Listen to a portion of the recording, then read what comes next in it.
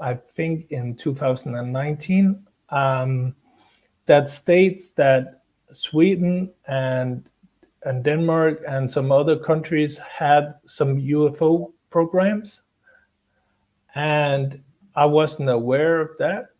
But he stated on Winnie Adams' talk show that it was active when he was at ET.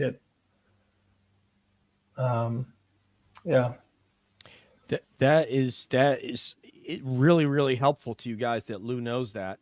And he would know, right? Because when he was the director of ATIP, he probably was in contact with not only the Five Eyes, even though you guys aren't part of Five Eyes, I'm sure there's conversation. So that tells you that you can engage, at least Christian. And by the way, welcome, Christian from Sweden.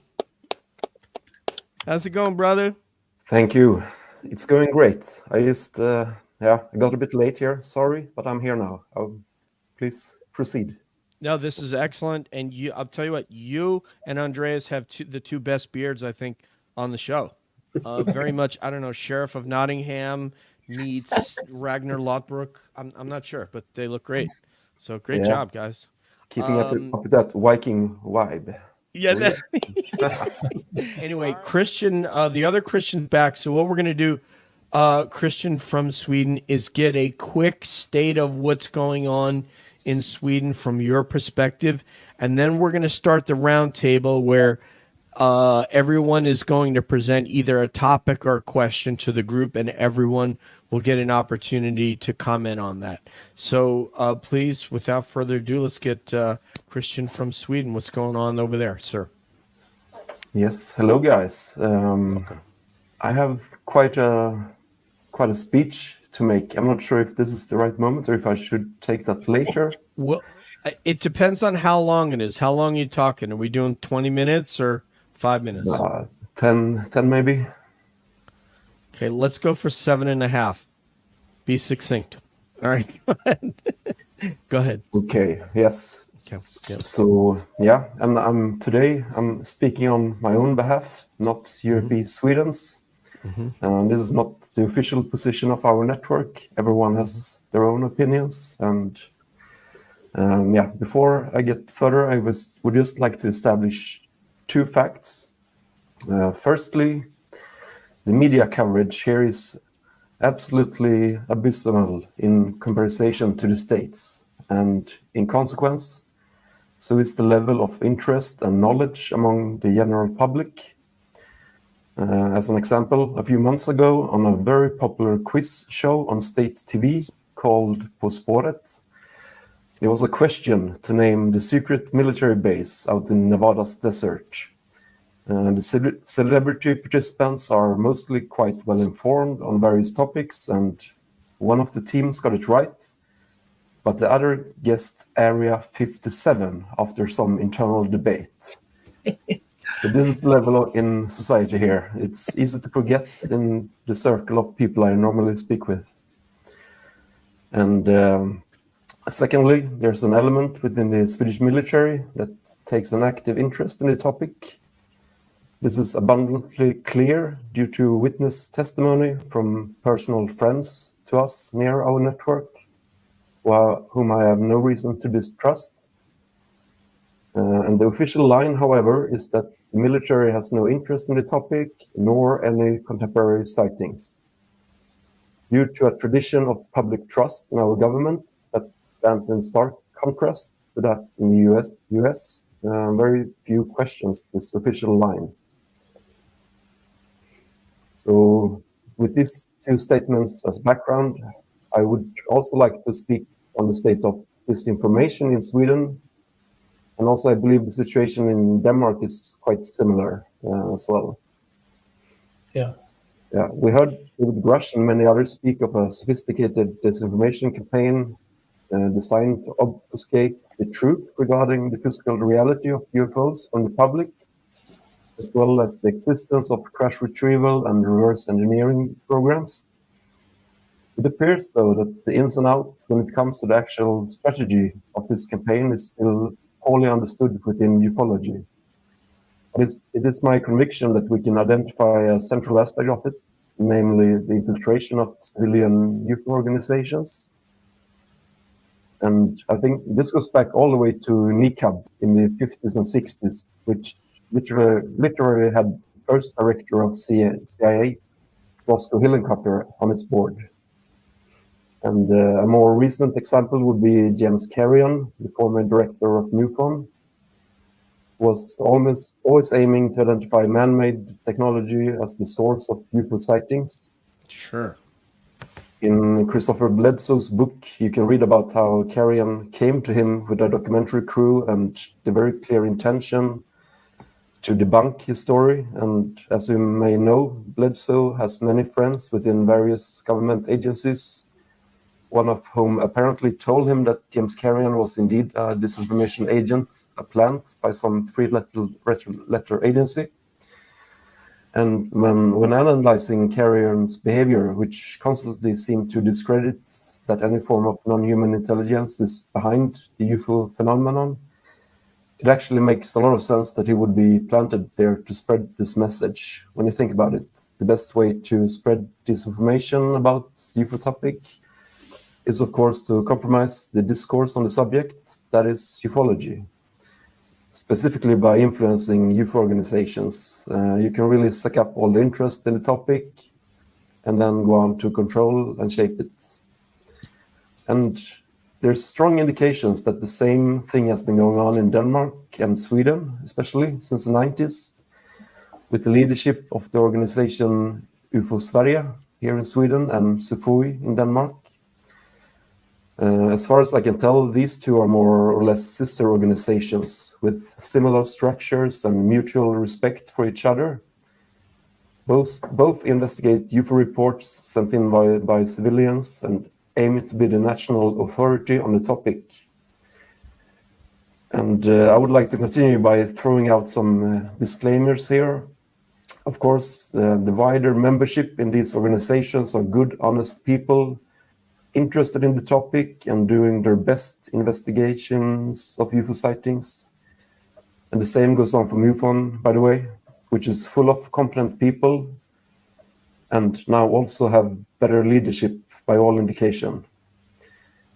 In the event that a small handful of people in the leadership of these organizations have any other agenda, one that is given to them by people from within the national security states, this does not make them bad people. I'm sure that they believe that they are doing what is best.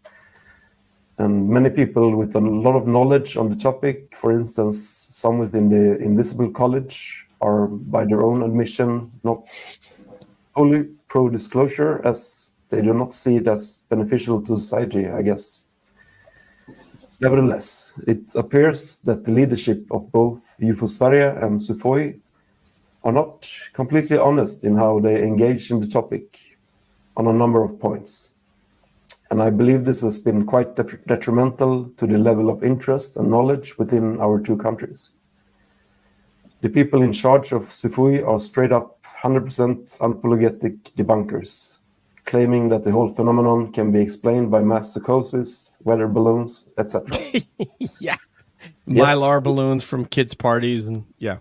Yeah, exactly. But still, they encourage witnesses to report their UFO sightings to them, only to then go on and find some mundane explanation for it.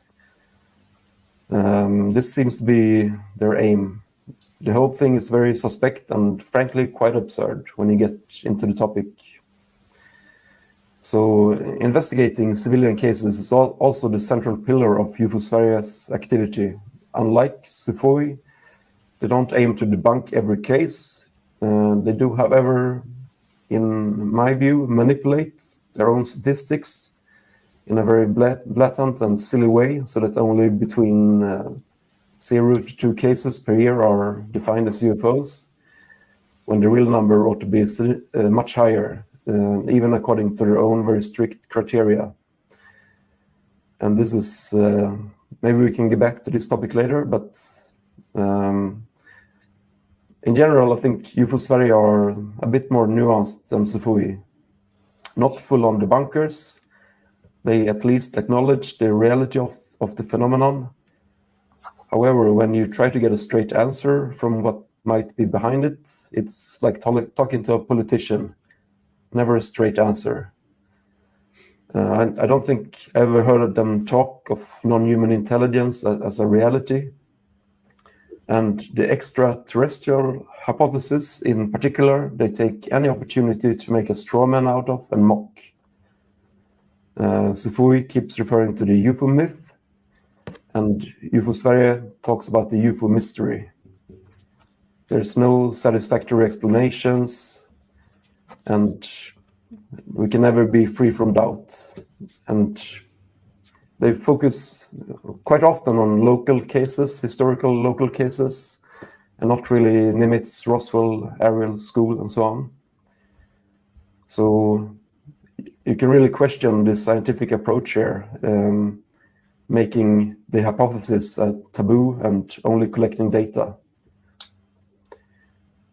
Yes, and the main guy here is Claes Svan, our big hero, who's been so important for ufology in Sweden, is pretty much synonymous with the organization, and also he's been working in media and pretty much been the only guy that has been approached from media the last 30 years.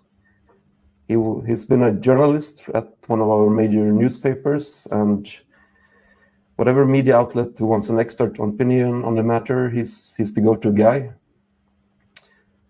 I think some of you in the panel today know him personally and only have good things to say about him.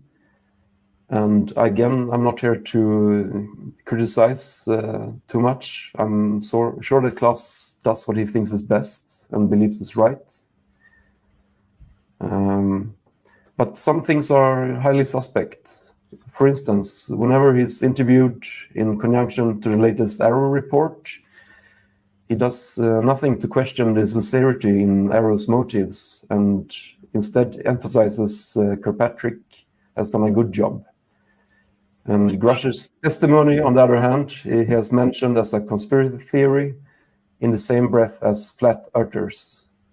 And in general, the whole leadership's response to Grusher's claims have been very tepid, just claiming that, we heard this all before, as if that discounts their validity. This kind of analysis is to be expected by skeptics who, let's be honest, generally have a very poor knowledge of the topic. But this isn't the case with these guys at all. Claes has 50 years experience in the topic. They are very knowledgeable. And they are, of course, aware of things like the Admiral Wilson leak and all the substantiating evidence. It seems like they pretend that they're not aware of it. I'm not the first to smell something fishy here. People have been saying that Claes is here to keep the lid on since he took over in somewhat of a coup in the early 90s. And what I find the most sad is that there's been an environment created where witnesses and experiences feel distrusted and, as a consequence, remained silent. They are grouped together with lunatics, and I don't think that's very healthy. So, and even if you don't believe that there's any hidden agenda here, I probably wouldn't, with the limited evidence that I've provided. These organizations have likely played a very significant role in the level of interest and knowledge of the topic here in Scandinavia. I'm gonna tell you, brother. I wanna make an applause because I love what you had to say. And I'll tell you what, we're also not thrilled with our media either. We feel like they are carrying the water for certain organizations that want to keep this secret. And so says Russ Coulthart. So says George Knapp and Jeremy Corbell, because you have someone who testified under oath that he has evidence of these things and that he spoke with Sean Kirkpatrick, and then you have Arrow saying, "Yep, nobody's come to us, told us anything." It's like, oh, okay, well, somebody testified under oath that that's not the case, and there's actually more than just him. Not to mention Lou Elizondo and others. So thank you, Christian. That was a brilliant speech that you made.